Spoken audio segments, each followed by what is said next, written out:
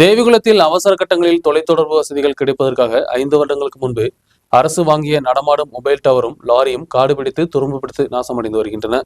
5 வருடங்களாக ஒரே இடத்தில் நிற்கும் நடமாடும் மொபைல் டவர் முழுவதுமாக சேதமடைந்துள்ளது. தேவிகுளத்தில் இடமலக்குடி கேம்ப் ஆபீஸ் அருகே பல லட்சம் ரூபாய் விலை மதிப்புள்ள வாகனமும் மொபைல் டவரும் ஜெனரேட்டரும் காடு பிடித்து துரும்பு பிடித்தும் நாசமடைந்து வருகிறது. 2020 ஆகஸ்ட் 6ஆம் தேதி ஏற்பட்ட பெட்டிமுடி சம்பவம் தொலைத்தொடர்பு வசதிகள் இல்லாததை தொடர்ந்து மறுநாள் தான் உலகம் அறிந்தது. இதுபோன்ற சம்பவங்கள் ஏற்படும் நேரத்தில் விரைவாக சம்பவ இடத்திற்கு வந்து தகவல் தெரிவிக்க வேண்டும் என்ற லட்சியத்துடன் புதிய லோரியில் இணைத்த மொபைல் டவரும் ஜெனரேட்டர் உட்பட உள்ள உபகரணங்களுடன் பெட்டிமுடி சம்பவம் நடந்து 1 மாதத்திற்குள் கொண்டு வரப்பட்டது. ஆனால் இங்கு வந்த பின்பு ஒரு முறை கூட இதை உபயோகிக்கவில்லை. ഇടുക്കി പോലെയുള്ള വിദൂരമായ സ്ഥലങ്ങളിൽ പ്രകൃതി ദുരന്തം ഉണ്ടാകുന്ന സമയത്ത് മൊബൈൽ ടവറുകളുടെ ലഭ്യതക്കുറവ് കാരണം കൊണ്ട് ഈ വിവരങ്ങൾ പുറംലോകത്ത് എത്തിക്കുന്നതിന് വേണ്ടി BSNL ഒരു സഞ്ചരിക്കുന്ന മൊബൈൽ ടവർ യൂണിറ്റ് ഇവിടെ ഉണ്ടായിരുന്നു.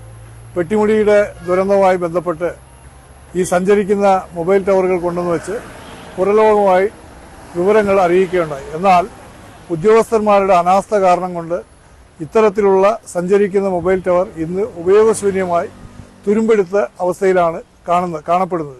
ഇത് എത്രയും പെട്ടെന്ന് ഇതുപോലെയുള്ള സാധാരണക്കാരന് പ്രയോജനപ്രദമായിട്ടുള്ള മൊബൈൽ ടവറുകളെ സജ്ജരാക്കി വെക്കേണ്ട ഉദ്യോഗസ്ഥരുടെ അനാസ്ഥ മാറ്റിക്കൊണ്ട് എത്രയും പെട്ടെന്ന് ഈ സഞ്ചരിക്കുന്ന മൊബൈൽ യൂണിറ്റ് ഉപയോഗപ്രദമാക്കിക്കൊണ്ട് പൊതുജനങ്ങൾക്ക് ഉപയോഗപ്രദമാക്കുന്ന രീതിയിൽ നന്നാക്കുന്നതിനുള്ള നടപടി സ്വീകരിക്കണമെന്നാണ് ഞങ്ങൾക്ക് ഇതുമൂലം ആവശ്യപ്പെടാനുള്ളത്.